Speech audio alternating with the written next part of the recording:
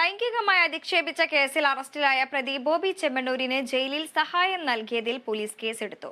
സസ്പെൻഷനിലായ jail DIG P Ajaykumar, jail superintendent Raju Abraham എന്നിവരടക്കം 8 പേർക്കെതിരെയാണ് നടപടി. വാർത്തയുടെ വിവരങ്ങളുമായി രേണുക ചേരുന്നു. രേണുക, എന്ത് നടപടിയാണ് എടുത്തത്?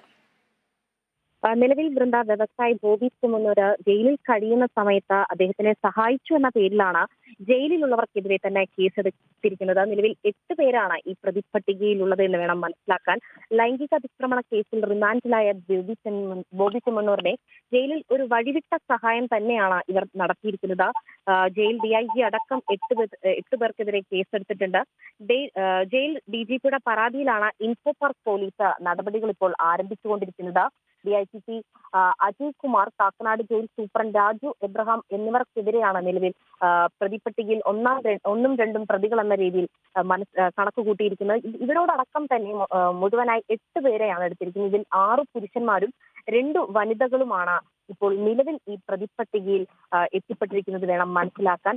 2 സ്ത്രീകളും 6 പുരുഷന്മാരും ഈ കേസിലെ പ്രതികളായി കണക്ക് കൂട്ടുന്നു. ജനുവരി 10-നാണ് ഡിഐജിക്കൊപ്പം സംഘം കാക്കനാട് ജയിലിലെത്തിയത്. ജയിൽ ചട്ടങ്ങൾ ലംഘിച്ച 200 രൂപയാണ് ബോച്ചയ്ക്ക് അല്ലെങ്കിൽ ബോബി ചെമ്മണ്ണൂരിന് കൈമാറിയെന്നതാണ് മനസ്സിലാക്കാൻ കഴിഞ്ഞത്.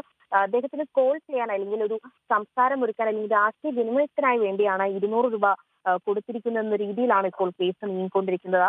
കേസെടുത്തതിന് പിന്നാലെ ഇൻഫോ പാർക്ക് പോലീസാണ് ജയിലിലെത്തി രേഖകളടക്കം പരിശോധിച്ചുകൊണ്ടിരിക്കുന്നത്. ഡിഐജി, ജയിൽ സൂപ്രണ്ട് ഉൾപ്പെടെയുള്ളവരുടെ മൊഴി ഈ അടുത്ത ദിവസങ്ങളിലായിട്ട് രേഖപ്പെടുത്തുന്നതാണ്.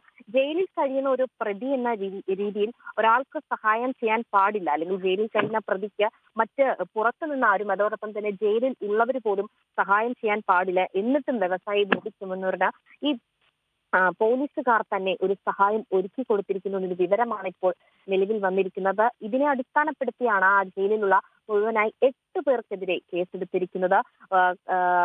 കറക്റ്റ് ദിവസം പറയുകയാണെങ്കിൽ കഴിഞ്ഞ മാസം 10-ാം തീയതിയാണ് ബോബി ചെമ്മണ്ണൂരിന് ഉച്ചയ്ക്ക് 2:40 ഈ ഒരു സംഭവം ഉണ്ടായിരിക്കുന്നത് വേണം മനസ്സിലാക്കുന്നത്. DIGP ആണ് 1-ാം പ്രതിയായി ഈ പ്രതിപട്ടികയിലുള്ളത്. 2-ാം പ്രതി കാക്കനാട് ജില്ലാ സൂപ്രണ്ടാണ് 2-ാം പ്രതിയുമായി ഈ പ്രതിപട്ടികയിലുള്ളത്. നിലവിൽ 8 പേർക്കെതിരെ കേസ് ശക്തമായി തന്നെ പോകുന്നുണ്ട്.